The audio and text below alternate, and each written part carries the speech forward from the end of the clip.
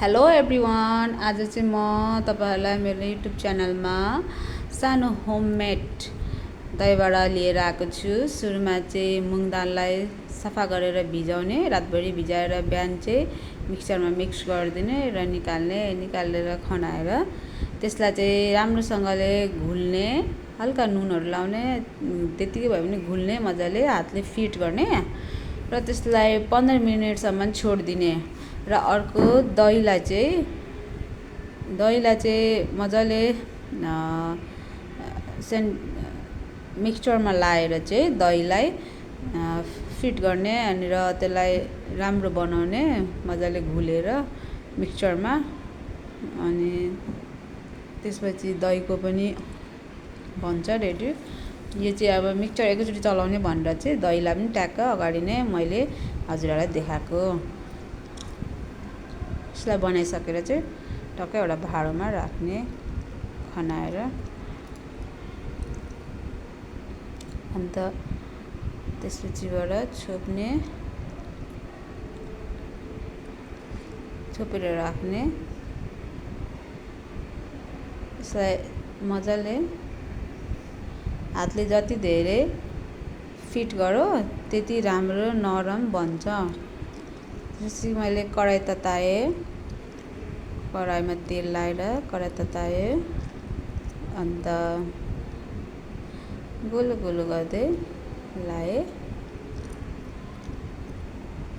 सबैलाई हल्का ब्राउन गर्दै निकाले। यसरी सबै बनाएर राख्ने अनि त्यसपछिबाट त्यसलाई चिसो हुन दिने। अलिक चिसो भएपछि चाहिँ एउटा भाँडोमा चिसो पानी रेडी गरिसकेको छु अगाडि नै मैले। र त्यसमा चिसो पानीमा चाहिँ हल्का बिरे नुन अनि धनिया लाएर रेडी गरेर राखेको छु। यतिको ब्राउन भएर चाहिँ निकाल्ने।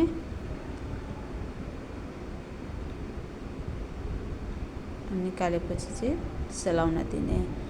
मैले रेडी गरिएको यो बिरे नुन र धनिया लगाएको पानीमा चाहिँ सबै डुबाएर राख्ने।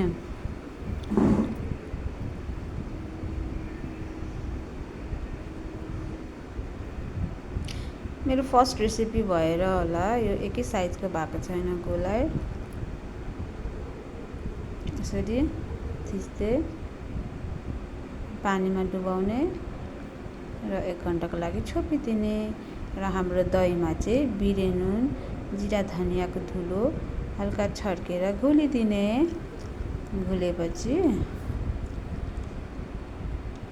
एकछिनमा 1 घण्टापछि त्यसलाई चाहिँ दहीबडाको जुन पकौडा छ त्यसलाई चाहिँ निचोड्दै दहीमा हालिदिने र त्यसपछि सबै हालेर मजाले मिक्स गर्ने।